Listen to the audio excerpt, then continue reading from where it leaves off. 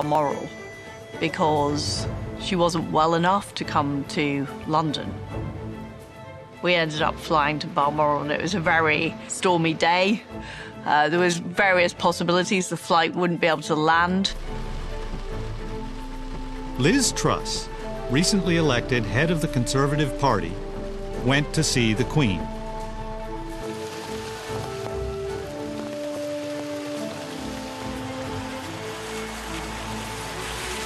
The rain was driving as we drove in the car towards Balmoral, and Her late Majesty was clearly very frail, but at the same time, incredibly resolute. The Queen asked her to form a new government as Prime Minister. It was a huge honor, and the whole experience, but particularly that day, was a pinch me moment of thinking, am I really here? Is this really happening? Yeah.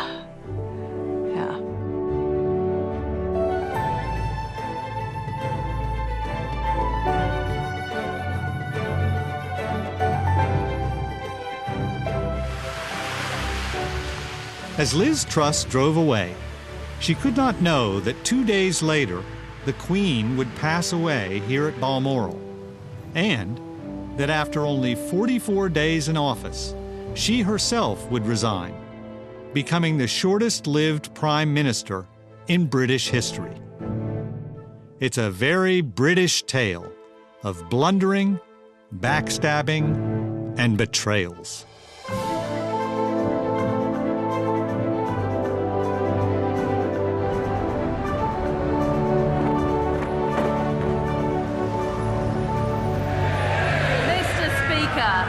I'm honoured to take my place as Prime Minister in this House and to take on responsibility at a vital time for our country. I am determined to deliver... She took office after COVID, after Brexit, after the onset of the war in Ukraine, and during an energy crisis. I looked across the Atlantic at the United States, and I could see policies that were working, such as tax cuts, deregulation, fracking, and I was frustrated that we weren't able to implement those policies in Britain. So I ran on a ticket of change, of removing Britain truly from the European orbit. I mean, we'd left the European Union, but we still had, and we still have, all the European laws on our statute books. We now come to the Leader of the Opposition, Keir Starmer. There is nothing new about the Tory fantasy of trickle-down economics. The battle lines were quickly drawn. Well, there's nothing new about a Labour leader who is calling for more tax rises.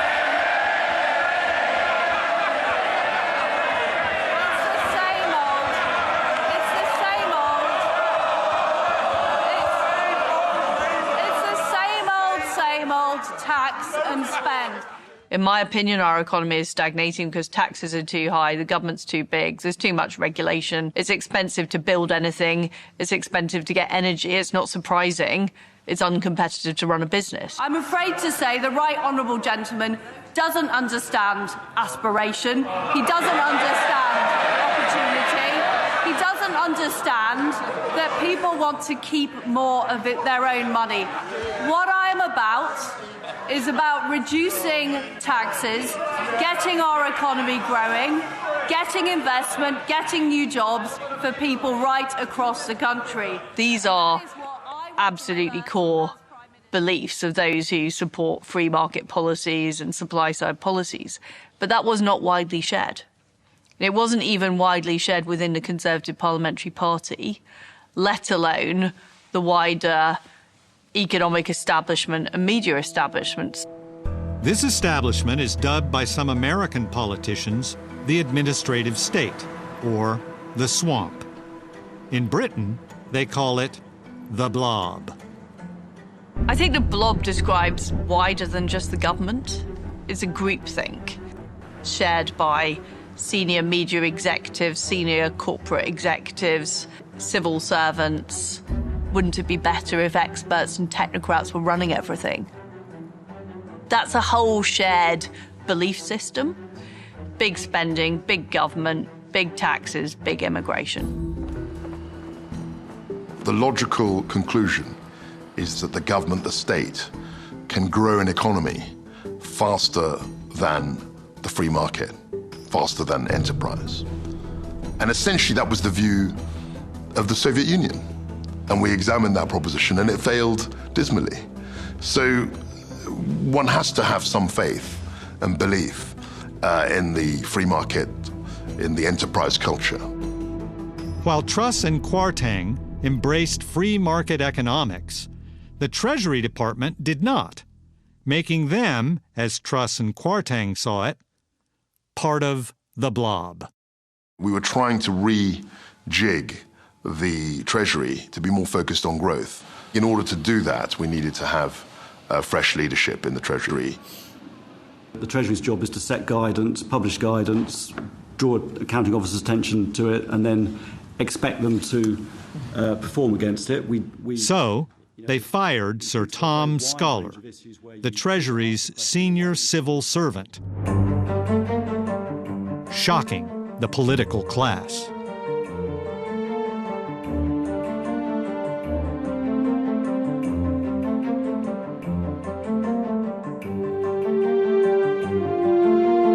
When Liz Truss and Kwasi Kwarteng pushed back against the Treasury orthodoxy, when they pushed back against the sort of so-called blob or deep state, or call it what you will, they're pushing back against expertise and experience and know-how. It's not the British way with a change of government to change the senior civil servants. The idea is the independence, the political impartiality of civil servants.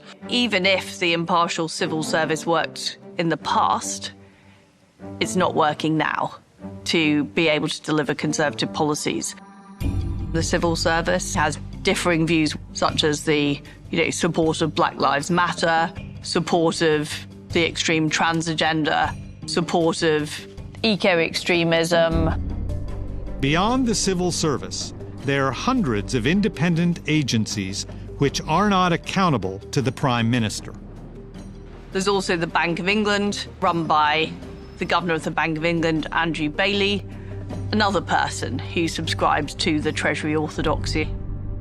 What's called the blob is hard to define. But it's kind of like a mass that keeps getting bigger and bigger. The blob absorbs everything in its path, constantly expanding.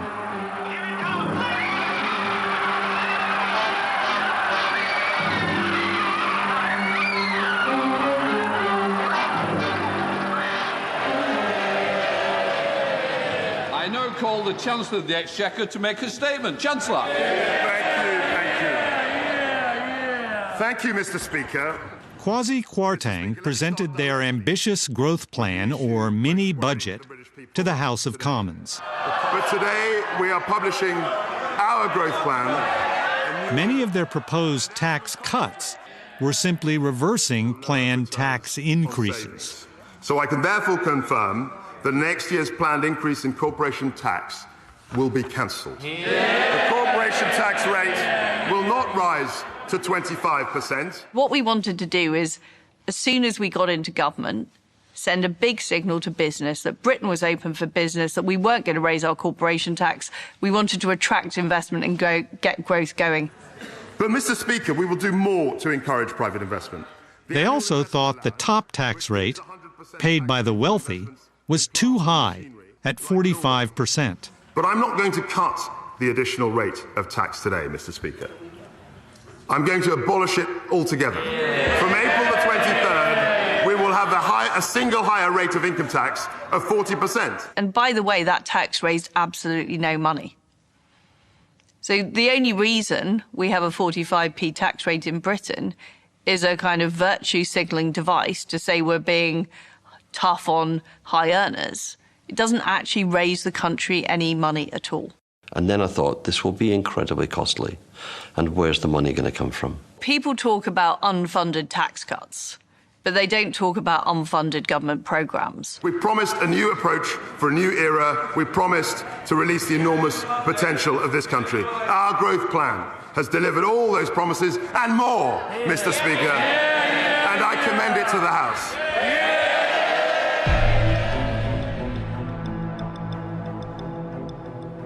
The following Monday, the financial markets reacted.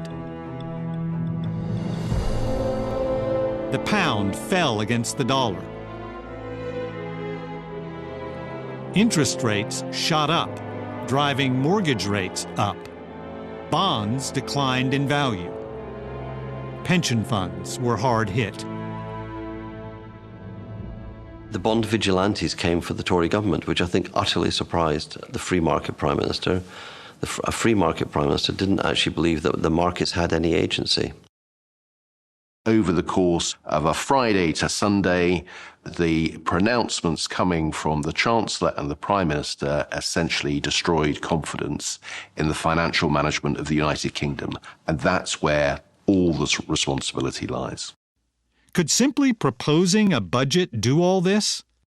Part of the answer lies in an exotic financial instrument called LDIs, liability-driven investments. UK pension funds had heavily invested in LDIs. Why? Pension fund managers were encouraged by the Bank of England and regulators, the so-called Blob, to invest in government bonds, called gilts. But due to low interest rates, the gilts were not generating enough income to pay out full pension benefits. So the Bank of England and the regulators encouraged the pension fund managers to invest in LDI funds.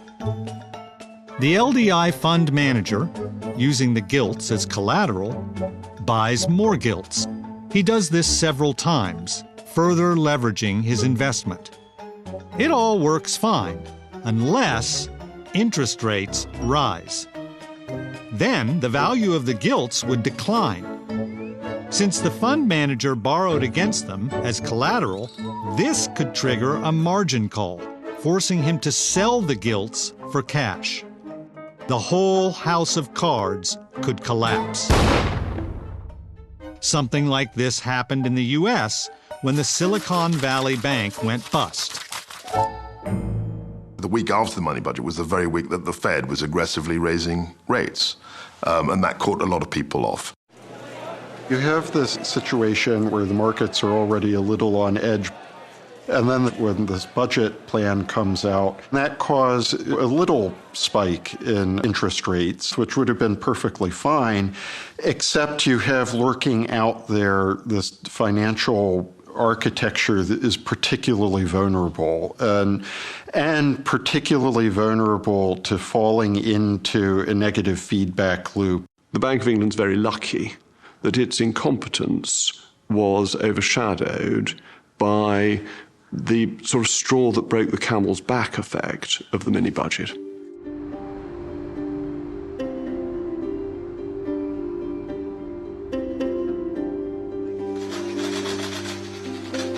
The party conference was a hothouse of all of the problems, all of the issues in the Conservative Party all being brought to one location.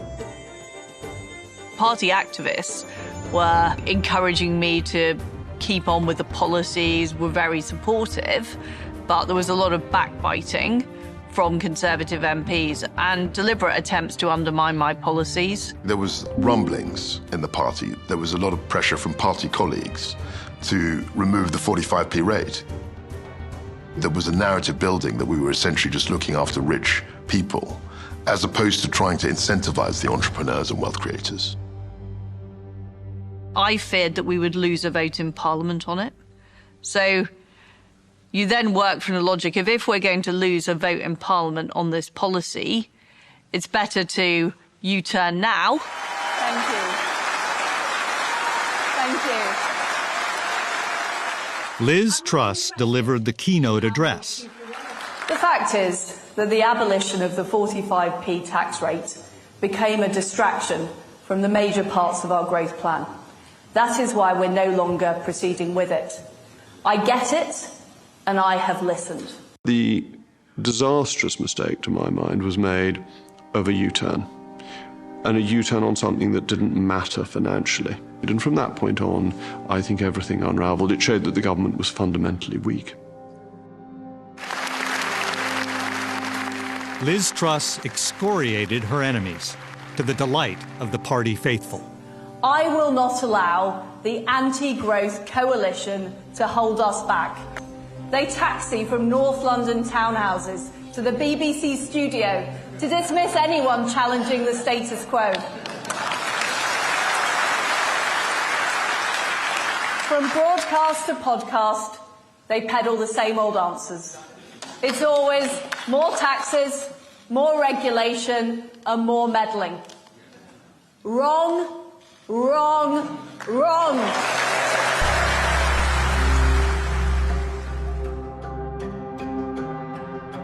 Andrew Bailey, head of the Bank of England, stepped in to help the hard-hit pension funds. Essentially, they had to be bailed out. They needed a liquidity, a line of liquidity provided for by the bank, which would essentially buy those assets off them to make them whole as they were suffering losses when the interest rates were going up. But there was a catch. The Blob was fighting back. The Bank of England would provide support for 14 days. Of course, that created a cliff edge for the government, because after that 14 days was then a question of what would happen. So what the Bank of England did is, rather than taking responsibility for sorting out the problem, they made short-term interventions that actually created a talking point around a 2-week deadline. Yeah, the Bank of England ultimately can't buck the markets on a permanent basis, and the support that they were providing and the intervention they were making had to be time limited. And they consistently refused to extend the window.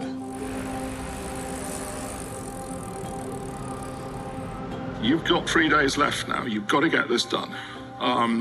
Because again, part of the essence, I think, of a financial stability intervention is that it is clearly temporary. And if you're being, somewhat sort of skeptic-minded, you might suggest that was essentially very destabilizing for the Truss administration. Then more trouble for the Truss team came from another independent agency, the Office of Budget Responsibility, the OBR, which does economic forecasting. The OBR report found that the Truss-Kwarteng mini-budget would cause a £70 billion hole, or deficit. And the report was leaked. The OBR report becomes this enormous asteroid that is saying, hang on a sec, these numbers don't add up at all, and we have this enormous fiscal hole where we're going to be borrowing so much more than we've ever had to borrow before. And ultimately what I was told was that if we didn't reverse the corporation tax cuts, we would not be able to fund government gilts. What do I mean by that? I mean that the government wouldn't be able to fund its debt, and there would be an economic crisis in Britain. And at heart, I'm a patriot. I wasn't prepared to play a game of chicken with the British economy. It's very interesting how sentiment plays out in politics. We'd spent $400 billion bailing people out of COVID, and nobody batted an eyelid. Suddenly, it's £72 billion, and that's the end of the world. But it's £72 billion out of a $2.5 trillion economy. It's an important amount, but it's not an amount that is the difference between solvency and bankruptcy. Why couldn't they say that and then just push on? It's a very good question. But I don't know. I don't know why we didn't just push on in that way. That seems to me to have been the obvious thing to do. Now, this number has since proved to be completely wrong. In fact, the OBR has been found to be out by 500 billion over the course of its forecasting period. So this number was not true. So because of wrong numbers being leaked by the OBR, we were forced into U-turning on our entire plans. We were effectively scuppered by a combination of the Bank of England and the Office of Budget Responsibility.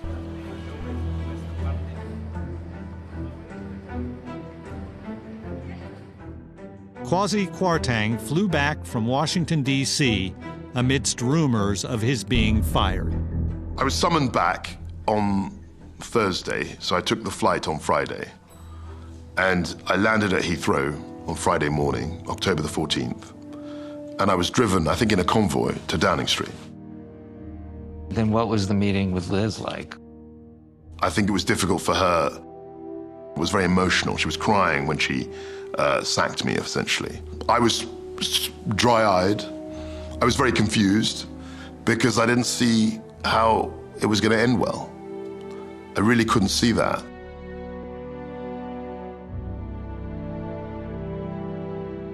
He has said that it was an emotional scene. Yes, it was. But it was emotional because what we had wanted to do was over. And he said he warned you that they would come after you next. Yeah, I knew that. I mean, he didn't need to tell me that, so I was quite aware of that.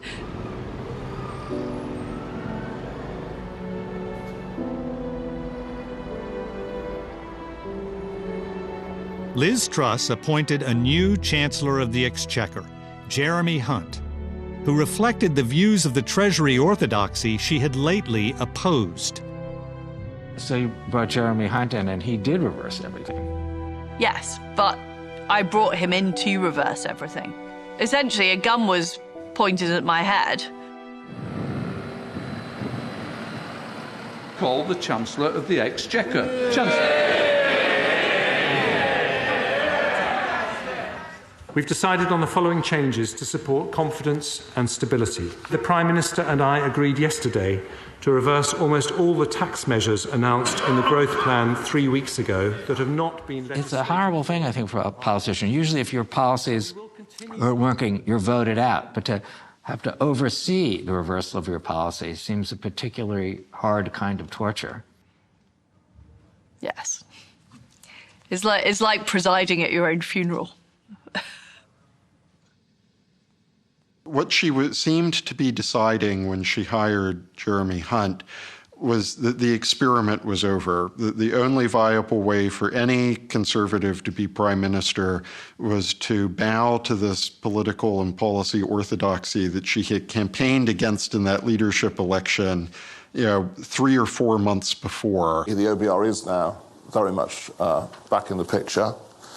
I can tell you that I spoke to Jeremy Hunt, the new Chancellor, yesterday, and I can tell you that there was a very clear and immediate meeting of minds between us about the importance of fiscal sustainability. You did start having the sensation that the Blob was winning.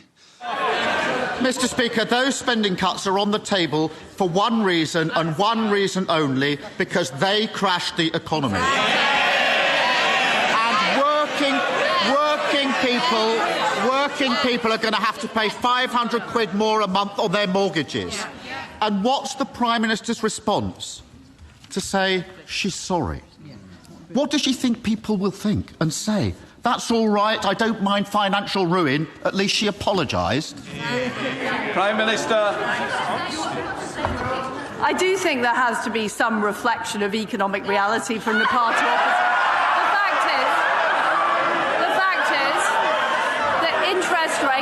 Interest rates are rising across the world, and the economic conditions have worsened. And we are being honest. We're levelling with the public. Mr. Speaker, the only mandate she's ever had is from members opposite. It was a mandate built on fantasy economics, and it ended in disaster. I've got the list here. 45p tax cut, gone. Corporation tax cut, gone. Economic credibility, gone. And her supposed best friend, the former Chancellor, he's gone as well. They're all gone. So why is she still here?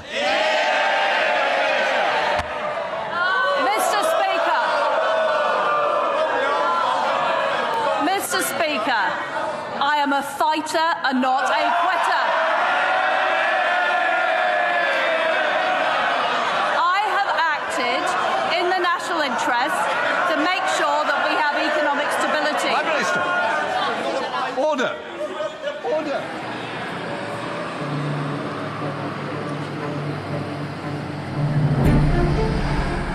Liz Truss shifted her attention to another area, the high cost of energy. What I wanted to do is fix the supply problem by getting fracking. We know the impact in the US of fracking has been to make the US a net energy exporter, and that was my ambition for Britain, for us to become a net energy exporter and to use our natural resources. Now, we faced a huge backlash on fracking, including from Conservative MPs. There's quite a lot of local opposition to any proposal for fracking anywhere. We are a much more densely populated country than most of the United States, and so it was an unpopular policy, but she wanted to do it.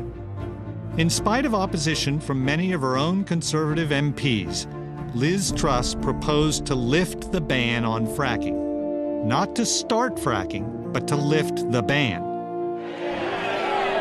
The question is, as on the order paper, and I now call Jacob Rees-Mogg to move the amendment. Thank you, Mr. Deputy Speaker, and may I thank the right honourable gentleman for raising this important topic. I recognise that many members and their constituents have concerns about shale gas. Well, that was a motion that I was speaking on. It was in my departmental area of responsibility. Throughout the day, everyone had been told it was a confidence vote. And a confidence vote determines whether you go to a general election or not. It is important. But the motion before us is not about fracking. It's about confidence in this government. It is about who runs the country. The elected party, the Conservatives, or Labour, who lost the general election.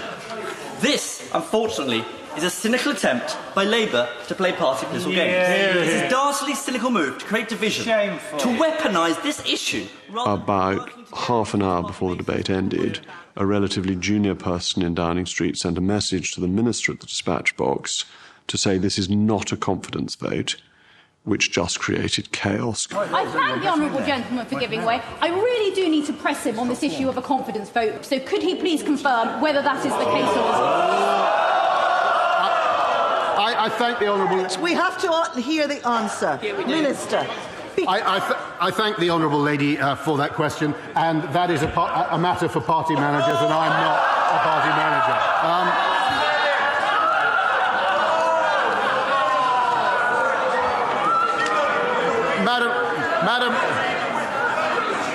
Madam But that was a decision that seemed to be made by Liz Truss without consulting the chief whip. Party managers, the whips, are supposed to guide the debate and the voting, which happens in lobbies off the floor.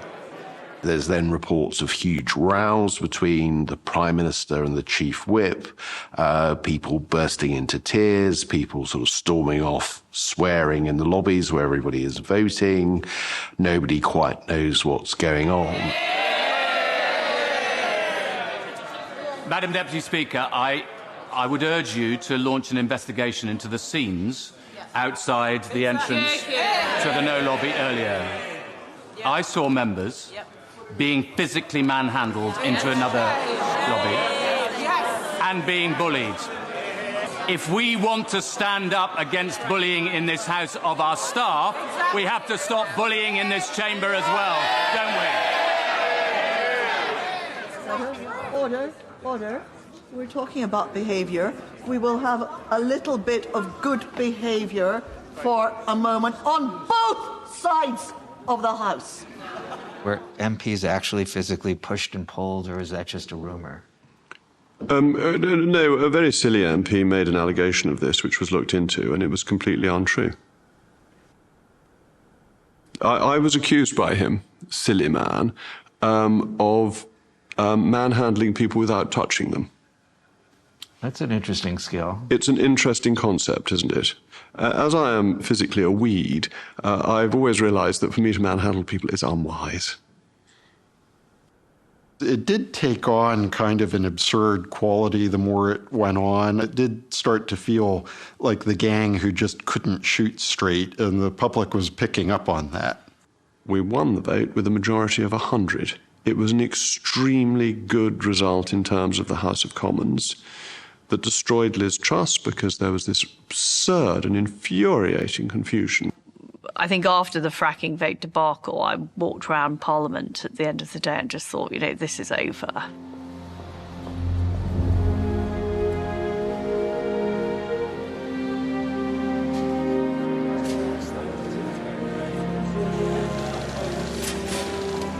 One day after the fracking vote, Liz Truss addressed the nation. I cannot deliver the mandate on which I was elected by the Conservative Party.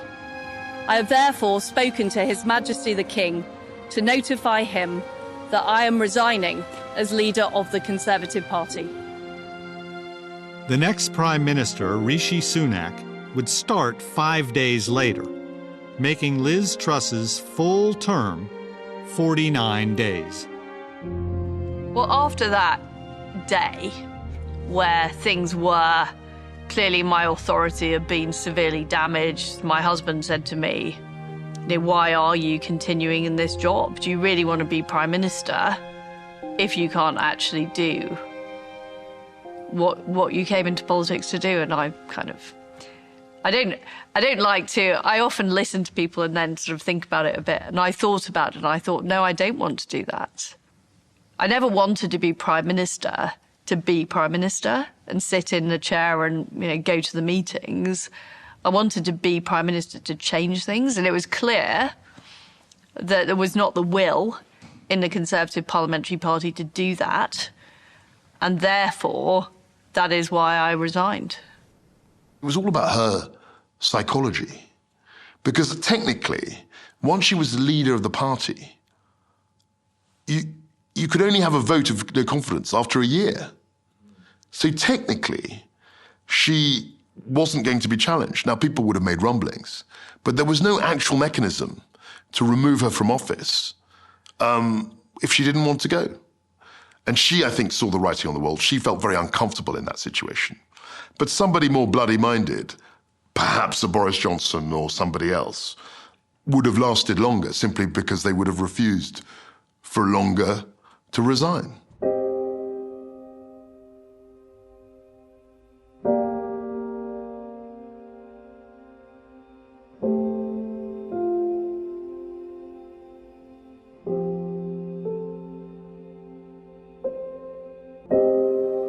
I think too much was tried at once and too quickly. And of course, in politics, luck is very important.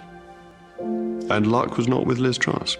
The mistake that they made was thinking about this problem purely in economic terms and thinking that if they came up with the right kind of economic solution to Britain's problems, it would be self-explanatory to voters. And that turned out not to be true. You have to explain and persuade.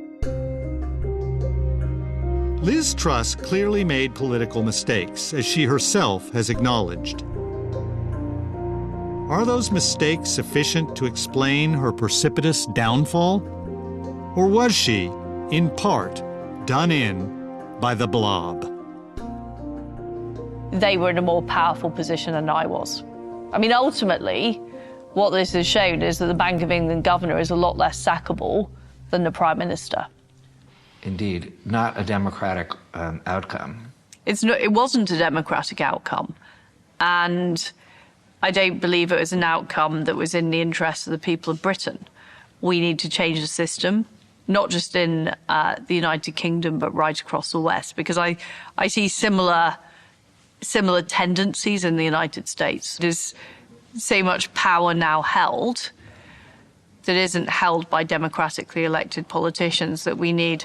I've described this as a bigger bazooka, but we need a bigger bazooka to take on that level of consensus and groupthink, and we simply didn't have it. What finally defeated Liz Truss, and so quickly? Did she single-handedly crash the economy? Was she done in by backstabbing allies? Was it her own political blunders and weaknesses? Or was it the Blob and the missing bigger bazooka? Liz Truss's 44 days in power is a cautionary tale in so many ways.